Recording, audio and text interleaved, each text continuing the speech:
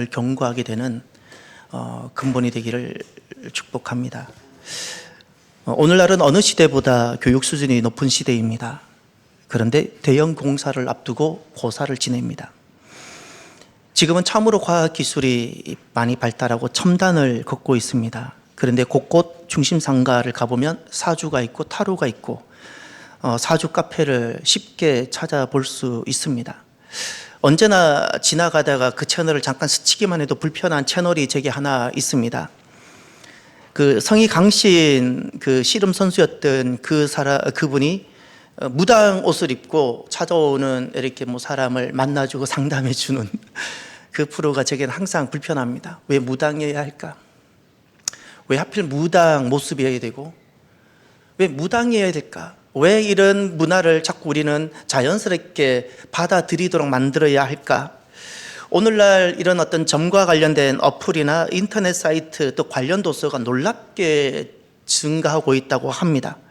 그리고 이런 어떤 점 문화가 제가 생각할 때는 50대, 60대, 70대 이런 비교적 장년층이나 연령층이 높은 층에서 많이 찾을 것 같은데 놀라운 것은 젊은 층 중심으로 확장되고 있다는 사실입니다.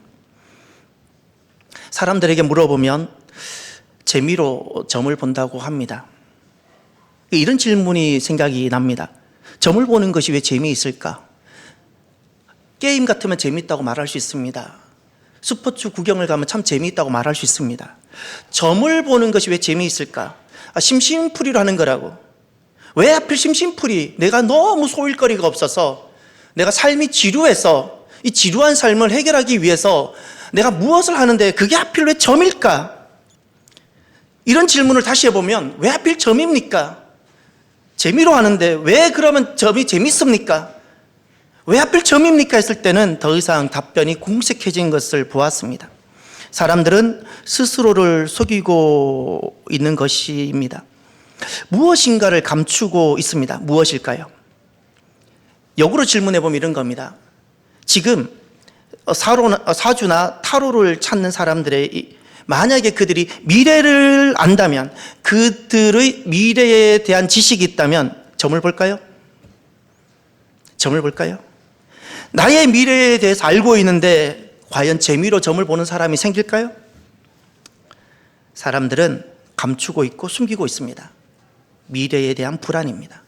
교육이 높고 과학 문명이 발달하면 미래를 알 수 있을 거라고 생각했는데 그 높은 자리에 있어 보았습니다. 많은 지성을 가져보았습니다. 과학 문명을 누려보옵니다. 그런데도 여전히 내 안에는 불안이 있는 겁니다. 점이란 도대체 무엇일까요? 점이란 이렇게 정의를 내리고 있습니다. 초자연적인 방법으로 과거나 미래를 알거나 운수를 치고 길흉항복을 예측하는 것을 점이라고 합니다.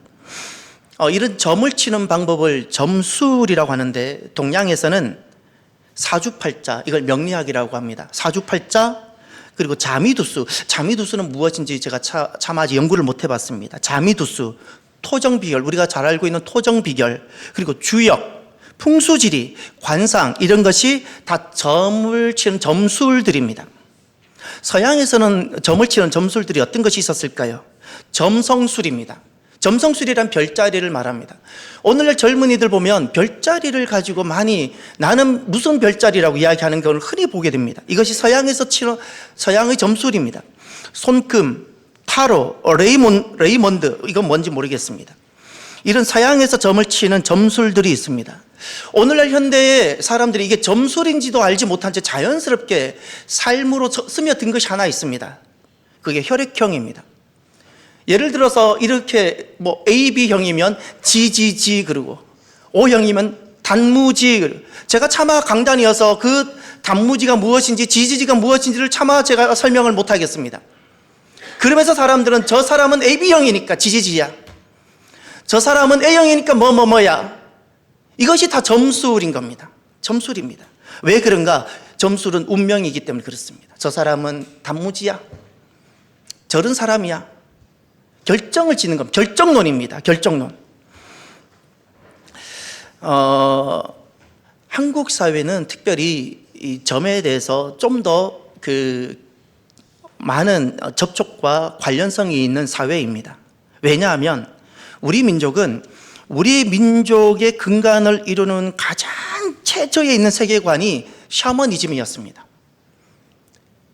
문화인류학에서도 보아도 이 시베리아 쪽과 우리나라는 항상 셔먼이 있었던 문화라고 항상 분류가 됩니다. 우리는 어렸을 때부터 자연스럽게 무당에 굿하는 것과 샤먼에 대한 문화에 대해서 낯설지 않는 그 환경 가운데 자랐습니다. 그리고 우리는 예수님을 만났고 그 가운데 복음이 들어왔습니다. 우리는 정서적으로, 문화적으로, 의식적으로 가장 근저에 어떤 세계관을 갖고 있는가 하면 샤머니즘에 대한 이 점술에 대한 것이 가지고 있습니다. 그리고 우리는 예수님을 만났기 때문에 교회 안에 우리는 아직도 다 뽑아내지 못한 이스라엘에게는 바알 가세라가 남아있었던 것처럼 한국 그리스도인들에게는 점술이 남아있을 수 있습니다. 이것을 정직하게 인정해야 됩니다. 지난날 북이스라엘은 자기들 안에 있는 가나안 땅에 그 좋지 못했던 바알 가세라를 끝까지 인정하지 않아서 멸망을 했습니다. 오늘 우리들 안에 한국 교인들에게 특별히 남아있을 점술이 어떤 것이 있을까? 저는 두 가지가 확실히 보입니다. 하나가 예언 기도라는 겁니다. 저는 은사를 굉장히 많이 인정하고 저는 저희 어머니가 어떤 은사에 많은 사역을 하는지를 옆에서 본 사람입니다. 예언은 은사입니다. 그런데 예언 기도, 저는 이렇게 여러분들에게 말씀드리고 싶습니다. 제가 어느 분을 제가 정말 여러분에게 소개하고 그럴 때는 기도를 받으셔도 됩니다. 저는 그가 누군지를 그의 신앙과 그의 신학과 그의 삶을 다 확인되기 전에는 결코 여러분에게 소개하지 않을 겁니다. 저는 소개하지 않습니다. 안수를 받는다는 건 영적인 접촉입니다. 이것은 그냥 한 번으로 끝나지 않고 이것은 굉장한 영향력이 있는 것입니다. 아무에게나 머리를 맡기지 마십시오. 저는 아무에게나 머리를 절대 맡기지 않습니다. 절대 아무에게나 머리를 맡기지 마십시오. 그의 영이 더러우면 나는 더러운 영이 임하는 겁니다. 더러운 영이 임합니다. 그래서 교회는 누구나 올 수 있지만 누구나 교회에서 임의로 예언 기도해서는 안 됩니다. 안 됩니다. 한국 교회가 유난히 이런 예언 기도가 많은 것은 실은 예언이 분명히 있지만 성경에서 정확하게 말하는 예언은 말씀이었고요. 하나님 말씀 자체가 예언입니다. 미래적이고. 그 예언 기도가 실제로 있을 수 있지만 그러나 우리가 무엇을 경계해야 되고 스스로 미국 교인들보다 우리 스스로 더욱더 경계해야 되는 것이 하나 있습니다. 우리에게는 샤머니즘의 배경이기 때문에 내가 하는 것이 진짜 믿음인지 샤머니즘의 영향을 가지고 있는 기독교 풍습인지를 확인하는 절차가 우리에게는 더 필요한 겁니다. 다 검증되고 나서 검증된 것을 받아들이는 것이 좋은 겁니다. 또 하나, 한국 교회 안에서 제 눈에 보이는 점술이 하나 있습니다. 신방과 신방입니다. 신방이라는 것은 전 세계 교회에서 한국 교회가 잘 하고 있는 사역입니다. 이것은 무엇인가? 하늘에 계셨던 하나님께서 우리를 구원하시기 위해서 예수님으로 오셨습니다. 그리고 무덤가에 죽어가고 있는 그를 귀신 들렸던 자를 찾아가셨습니다. 수로보니게 그 이방 땅에 있는 고통 중에 있었던 여인을 주님은 찾아가셨습니다. 다 찾아가셨습니다. 그렇게 찾아가는 그 사역, 성육신 사역, 그 사역을 오늘 한국 교회는 이걸 목회적으로 도입한 것이 신방입니다. 그 찾아가는 목회입니다. 근데 이거 신방을 신방으로 받아들이는 사람이 있습니다. 신방이라는 것은 신이 방문한다는 겁니다. 신이 방문한다. 왜 우리는 이것을 목사님이 예수님을 따라서 그 어렵고 고통 중에 있는 사람들을 가정가정 찾아다니는 이 성육신 사역인 신방을 왜 한국 성도들은 신방이라고 받아들일까? 샤머니즘 때문에 그렇습니다. 우린 자랄 때 무당이 집집마다 다니면서 굿하는 것을 자연스럽게 봤잖아요. 액땜을 하고 굿을 하고. 목사는 무당이 아닙니다. 그런데 우리가 이렇게 되는 이유는 한국 사회 속에 우리 교회를 오늘날 이루고 있는 우리들 가운데 샤머니즘의 영향 요소가 아직도 남아 있을 수 있기 때문에 이것이 가능한 겁니다. 미국 그리스도인은 그렇지 않습니다. 근데 한국 그리스도인은 이런 특징을 보일 수가 있는 겁니다. 우리나라 문화와 역사를 살펴보면 조선시대 때는 관리를 뽑을 때 사주관상을 보는 진짜 관리를 두었다고 합니다. 직책이 있었다고 합니다. 그리고 유교의 창시자라고 말하는 공자조차도 주역을 탐독하고 연구를 많이 했다고 합니다. 이수신 장군 그분께서도 친히 쓴 그 난중일기에 보면 본인이 자기 점을 쳐서 본 이야기를 난중일기에 기록하고 있습니다. 그분 또 점을 치고 그 점의 영향력 아래 있었던 겁니다. 오늘날 한국이라는 그 나라 안에 대표적인 그 기업, 한때 그 기업 신입사원을 면접할 때 그 회장 옆에 관상을 보는 관상장이가 있었다는 이야기를 저는 오래전에 이미 들었습니다. 가만히 보면 한국의 역사와 문화는 너무나도 이런 점과 관련된 친근하고 자연스러운 문화를 가지고 있습니다. 정치적으로, 경제적으로, 개인적으로. 그런데 기독교는 이 점과 그 문화를 굉장히 경계하는 정도가 아닙니다. 아주 하나님께서는 가증히 여기시고요, 경노하셨습니다.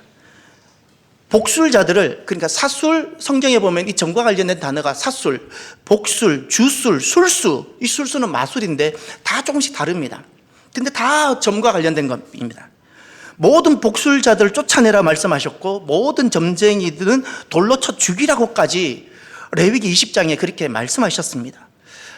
우리가 생각하는 그 온도보다도 훨씬 더 주님은 그 강하고 좀 극렬하게 이 점에 대해서 반응을 하십니다. 왜 그러실까요? 놀라운 것은 이 복술이, 이 점술이 개인과 국가의 멸망에 굉장히 결정적인 영향을 끼치고 있다는 사실을 성경에서 보여주고 있습니다. 하나님의 꿈이었던 이스라엘입니다. 이스라엘은 하나님의 꿈이었습니다. 온 세상을 돌아오게 할 하나님의 꿈인 이스라엘의 초대왕이 사울 왕입니다.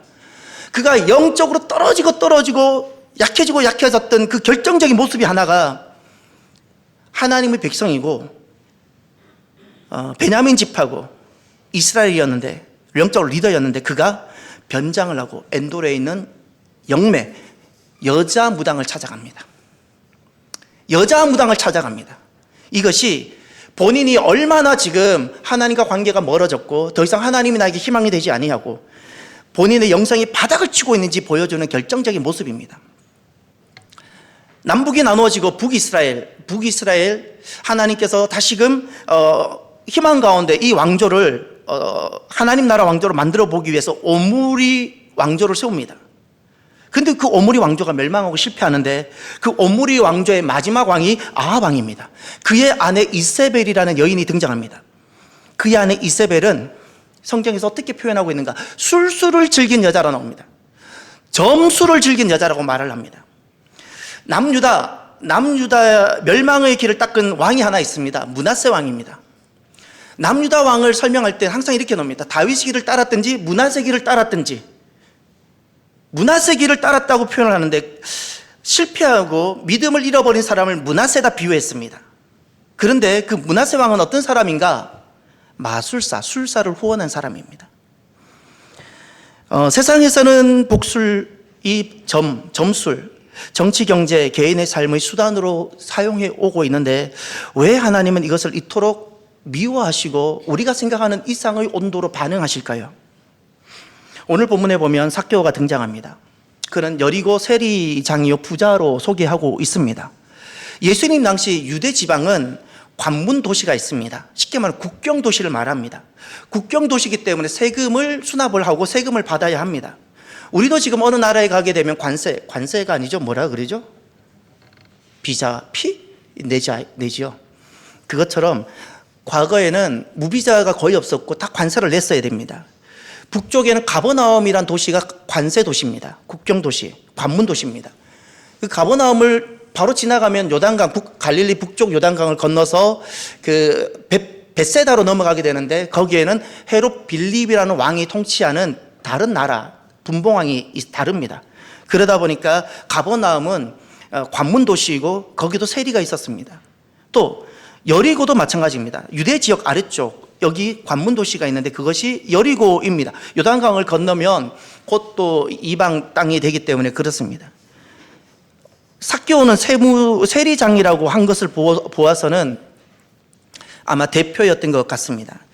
오늘날 세무서장의 직위보다 우리가 느끼는 온도보다 훨씬 더 높은 자리에 있었던 사람일 겁니다. 예수님 당시에 대표적인 두 죄인이 있습니다. 그냥 유대 공동체 사회에서 죄인하면 떠올리는, 남자에게 죄인이라 했을 때 떠올리는 대상이 있었고 여자에게 죄인이라 했을 때 떠올려지는 대상이 있었습니다. 남자는 세리요, 여자는 창기였습니다. 그냥 예수님 당시 죄인하면 아무에게도 묻지 않아도 남자는 세리가 죄인이고 여자는 창기가 죄인이라고 당시 그냥 인정되는 것이었습니다. 그런데 그들은 가만히 보면 먹고 살기 위해서 그 일을 할 수밖에 없었던 겁니다. 먹고 살기 위해 택했던 길들이옵니다. 마치 우리 일제시대 때 먹고 살기 위해서 그 공무원을 일본 밑에서 공무원을 한다든지 뭐 그와 같은 것과 같지 않겠습니까? 그런데 당시의 세리는 민족 배신자가 됩니다. 로마 앞잡이가 되고, 그리고 이스라엘 유대 민족의 가난한 사람들의 피를 이렇게 뽑는 거머리처럼, 왜냐하면 수탈을 많이 했으니까. 그래서 세리 죄인으로 취급받습니다. 창기, 인류 역사 언제나 존재해 왔는데 언제나 존중받지 못했던 분들입니다. 당시에 이 두 죄인에 대한 유대 사회적인 분위기가 있었습니다. 남자 세리, 여자 창기 멸시했습니다. 그리고 아무리 돈을 많이 가지고 있어도 가장 낮은 계층으로 취급을 합니다. 그리고 절대 함께 만나거나 교제하거나 특별히 식사 같이 하지 말아야 할 대표적인 두 부류가 남자 세리, 여자 창기였습니다. 그리고 사회적으로 낙인을 딱 찍고 더 이상 교제하지 않습니다. 이게 사회적 분위기였습니다. 그리고 남자 세리, 여자 창기로 살아가는 개인의 정서는 어떠했을까요? 그들은 절망합니다. 돈은 많이 있을 수 있지만 절망하고 낙심하고, 그래서 그냥 나 이렇게 살다가 죽을래 이런 겁니다. 나 오늘 밥이나 먹고 그냥 살다가 죽을래. 돈이 있어도 희망이 없는 겁니다. 건강한데 삶의 목적이 없는 겁니다. 이것을 운명의 노예라고 말하는 겁니다. 죽지 못해 사는 인생. 오늘 본문에 죽지 못해 사는 인생을 이렇게 말합니다. 운명의 노예가 되어서 죽지 못해 사는 인생을 어떻게 말씀하시는가? 10절을 보십시오. 인자가 온 것은 잃어버린 자를 찾아 구원하려 함이니라. 잃어버린 자. 잃어버린 자라는 것은 단순히 교회를 출석하고 있지 않는 자를 뜻하는 것이 아니고 운명의 노예가 되어서 죽지 못해 사는 인생, 내가 왜 사는지도 알지 못한 채 힘들면 영매나 찾아다니고 내일 내가 불안해서 오늘 사주 타로를 찾아다니는 이런 사람들이 잃어버린 자인 겁니다. 잃어버린 자. 죽지 못해 사는 인생. 불안, 절망. 그런데 오늘 본문에 삭개오가 예수님을 만나게 됩니다. 5절을 보십시오. 예수께서 그곳에 이르사 쳐다보시고 이르시되 삭개오야 속히 내려오라. 내가 오늘 내 집에 유하여야 하겠다 하시니, 오늘 삭개오가 남자 세리로 살아가는, 죄인으로 살아가는 운명의 노예가 되어서 돈이 아무리 많아도 더 이상 희망이 없는, 이렇게 밥이나 먹다가 죽으려고 준비하고 있는 이 철저하게 포로가 되고 노예가 된 한 사람인 삭개오가 예수님을 만납니다. 내가 오늘 내 집에 유하여야 하겠다. 예수님을 만나게 되자 삭개오 삶에 엄청난 반전이 일어납니다. 사회적인 박탈, 소외, 절망 가운데 있었던 운명의 노예가 되어서 살아가고 있던 그가 엄청난 핵폭탄하고도 비교할 수 없는 삶의 반전이 일어납니다. 내가 살아야 될 이유가 있게 됩니다. 사회적인 편견을 갖고 낙인을 찍히고 공동체 차별을 받고 있던 그가 그 모든 차별과 편견에서 해방됩니다. 그리고 전에는 죽지 못했던 인생이라면 이제는 하나님께서 나를 사랑하시고 나를 부르시는구나. 내가 살아가는 모든 삶의 이유, 내가 삶의 일터에 대한 하나님의 부르심, 그 부르심을 발견하게 되는 겁니다. 전에는 모든 것을 계급으로 보았습니다. 그리고 그것을 운명으로 여겼습니다. 너는 세리지 않느냐라고 그냥 운명 짓고 세리라는 죄인이라는 계급으로 사람을 그냥 낙인을 찍고 말았습니다. 그런데 예수님을 만나게 되니까 내가 있는 그 삶의 자리에서 나를 사랑하시는 하나님, 나를 향한 하나님의 계획들, 그리고 아주 세밀하고 따뜻한 그리고 깊은 하나님의 부르심들이 보이는 겁니다. 부르심이 보이는 겁니다. 전에는 출생이라는 그 자체가 계급이었어요. 갈릴리 지방에 태어났다는 그 자체가 이미 차별의 이유였어요. 그런데 예수님을 만나고 나니까 하나님께서 이런 하나님 사랑 가운데 나를 갈릴리에서 태어나게 하셨구나. 하나님께서 이렇게 나를 이런 부모를 만나게 하셨구나. 하나님의 부르심과 하나님의 계획이 보이는 겁니다. 오늘 한국 현대사회의 대표적인 운명론 두 가지가 있습니다. 하나가 지역차별입니다. 지역차별이라는 것은 철저하게 운명론입니다. 너는 어느 땅에서 태어나지 않았냐? 너의 고향은 어디지 않느냐? 이것으로 그냥 운명 짓는 겁니다. 운명 짓는 겁니다. 이것은 아주 건강하지 못한, 그리고 특별히 예수님을 만난 사람들이 이런 것을 갖고 있다면 주님은 너무나도 불쾌하게 여기십니다. 지난날 이스라엘이 실패했던 것이 바로 본인들이 철저하게 운명론에 젖어 있는 신앙관이었습니다. 나는 이스라엘 선민이고 너는 이방인이지 않냐? 너는 개라는 거예요. 나는 선민이고 너는 개라는 하나님께 주셨던 그 은혜와 그 모든 섭리를 운명론으로 취급했어요. 운명론으로. 우리가 이런 질문을 해볼 수 있습니다. 이런 일들이 어떤 특정 지역에 많이 일어나고 또 이런 일은 어떤 특정 지역에서 많이 일어나고 그럴 수 있습니다. 우리가 어떤 것을 먹느냐, 어느 곳에 있느냐에 따라 우리는 환경의 영향을 받습니다. 그럼에도 불구하고 잊지 마십시오. 하나님 안에서 모든 것이 가능합니다. 모든 것이 가능합니다. 또 하나, 한국 현대사회의 대표적인 운명론, 금수저, 흙수저. 이것을 수저계급론이라 부릅니다. 지금 우리나라에서는 중산층을 어디로 중산층인가 참 궁금했는데 찾아보니 좀 경작자마다 조금씩 다르지만 연수입이 5천이 되면 중산층이라고, 연수입이 5천이면 중산층이라고 한다고 합니다. 그리고 6천 이상이 되면 상위 16%에 해당된다고 합니다. 부모 재산이 6억이 되면 상위 20%가 되고 부모 재산이 10억이 되면 상위 10%가 된다고 합니다. 금수저, 흙수저를 찾아봤더니 웬 수저가 이렇게 많은지, 금수저 위에도 수저가 있더라고요. 무슨 수저인지 아세요? 다이아몬드가 있더라고요. 다이아몬드 수저가 있고요. 저는 그냥 금수저, 은수저, 흙수저 정도가 있을 줄 알았는데 찾아보니 플라스틱 수저도 있고요. 참 진짜 너무 많아서 다 적지를 못했어요. 그래서 그냥 금수저, 흙수저로 대신 하겠습니다. 금수저, 흙수저라는 것은 계급론입니다. 여러분, 출생과 지역을 내가 선택하는 거 아니잖아요. 나에게 주어진 거잖아요. 부모는 내가 선택하는 것 아니잖아요. 나에게 주어진 거잖아요. 그런데 이것을 왜 나의 부모는 이렇게 능력이 없고 무능력해서 남들만큼 좋은 학원을 다니거나 뒷바라지를 못 해주어서 내 인생 이렇게 만들었냐, 이렇게 원망하게 만들어요. 이게 계급론입니다. 원망을, 이유를 다 부모에게 두는 겁니다.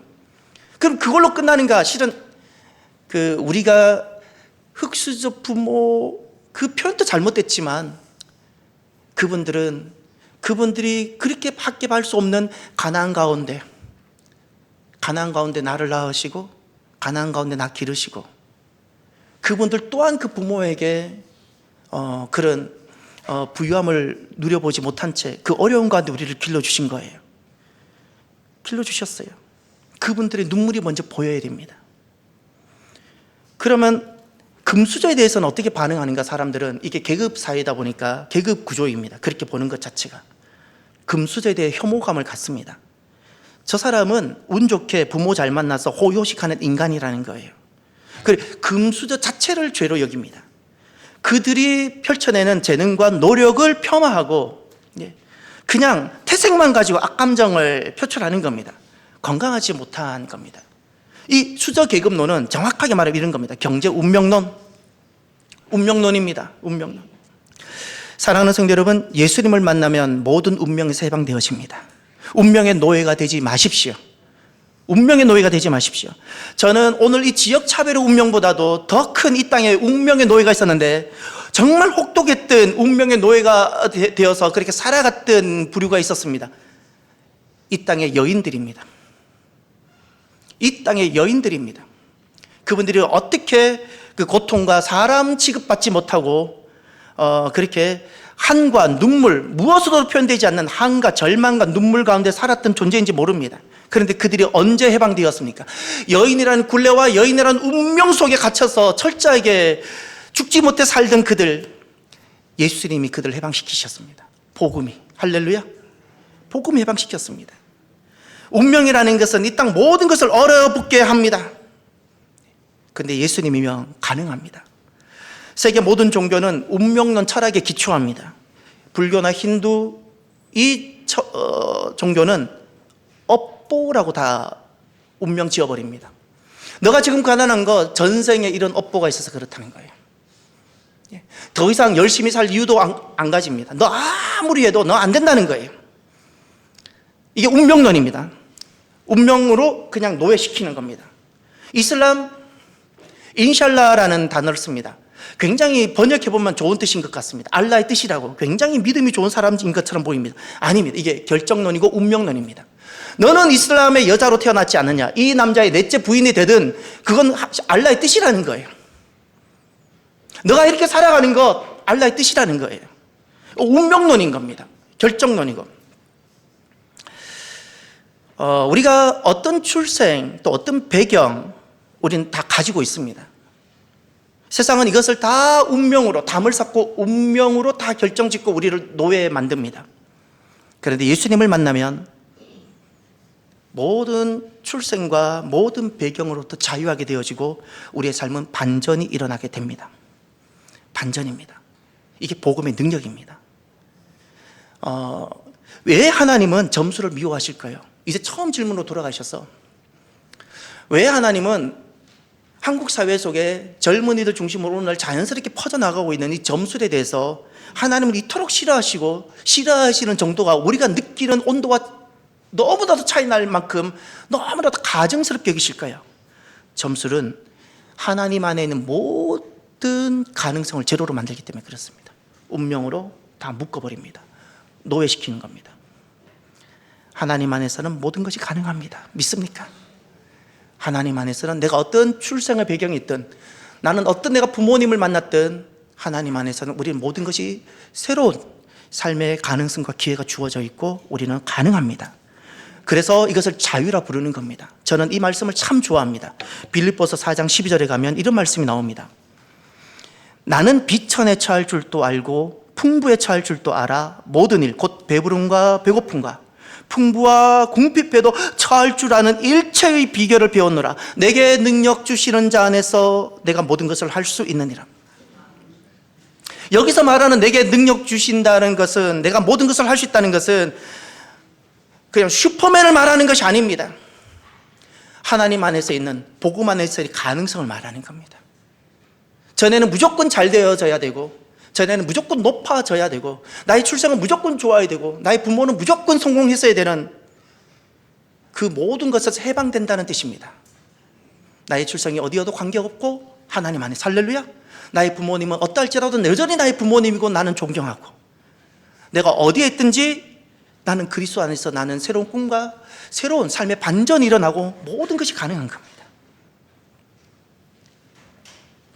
사랑하는 성도 여러분, 오늘은 대림절입니다. 교회력으로는 이 대림절이 교회력이란 쉽게 말하면 신앙의 달력을 말합니다. 교회력의 시작이 대림절입니다. 그래서 믿음으로 보면 이 대림절 첫 주가 이 바로 오늘이 새해나 마찬가지입니다. 무엇이 오늘 우리를 새해, 새 것이 되게 하겠습니까? 우리가 집을 바꾸면 새 것이 되고 새해가 될까요? 예수님입니다. 예수님은 우리의 삶을 완전히 반전시킵니다. 완전히 반전시키고 하나님 안에서는 모든 것이 가능합니다. 그래서 우리는 예수님 때문에 우리는 새해가 시작되어지고 내 인생은 새 것이 되어지는 겁니다. 저와 여러분들이 우리가 이제 신앙을 갖는다는 것은 이것은 새로운 계급이 되어서는 안 됩니다. 지난날 이스라엘이 무엇을 잘못했는가? 신앙을 새로운 계급으로 가졌습니다. 나는 신앙인이고 너는 아니라는 거예요. 계급으로 그들은 받았습니다. 나는 선민이고 너는 이방인이라고. 이거 계급 구조입니다. 여러분, 복음은 이 모든 운명은 모두 다 계급화시켜서 우리를 굴레 씌우고 노예시키는 겁니다. 더 이상 희망을 갖지 못하게 하는데, 복음은 이 모든 계급에서 해방시키는 것이 복음입니다. 삶의 반전이 가능한 자유, 우리는 모든 것이 가능합니다. 오늘날 저와 여러분들은 나를 이렇게 지배하는 운명, 어떤 것이 있습니까? 혹시 나이입니까? 나는 이만큼 나이가 들었으니까 라고 스스로 그 나이가 운명이 되어서 운명의 노예로 살아가십니까? 아니면 어떤 자금입니까? 내가 작은데 내가 무엇을 할 수 있을까라는 것이 나의 운명이 되고 그 지배를 받고 있습니까? 아니면 경제입니까? 무엇입니까? 하나님 안에서는 모든 것이 가능합니다. 하나님 안에서는 모든 것이 가능하고, 오늘 이 대림절이 우리의 모든 포로됨에서 해방되어지는 복된 날이 되기를 바랍니다. 자유가 있고 반전이 있고 새날이 시작되어지는 복된 대림절 첫날이 되시기를 주의 이름으로 축원합니다. 오늘 말씀을 마무리하며 또 기억하며 오늘은 이 찬양을 꼭 하고 싶습니다. 대림절이 되면 제가 꼭 부르고 싶은 찬양인데, 곧 오소서 임마누엘이란 찬양입니다. 거기 보면 이런 가사가 있습니다. 곧 오소서 임마누엘, 오 구하소서 이스라엘, 그 포로 생활 고달파. 모든 운명의 포로 노예로부터 해방되어지는, 그래서 우리는 메시아를 기다립니다. 주님 오시면 해방되니까. 오늘 말씀을 기억하며 우리가 함께 찬양합시다. 곧 오소서 임마누엘, 오 구하소서 이스라엘, 그 포로 생활 고달파. 메시아 기다립니다.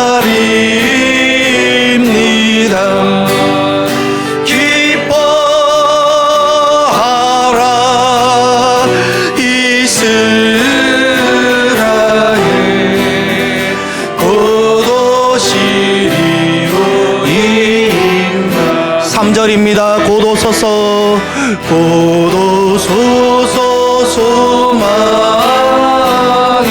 주, 만 백성 산마음이 이루어 시기와 분쟁 없애고 참 평화 채워주. 아멘 아멘. 기뻐하라 이스라엘, 곧 오시리오. 기뻐하라 이스라엘, 기뻐하라 이스라엘, 곧 오시리오 임마누엘, 곧 오시리오 임마누엘.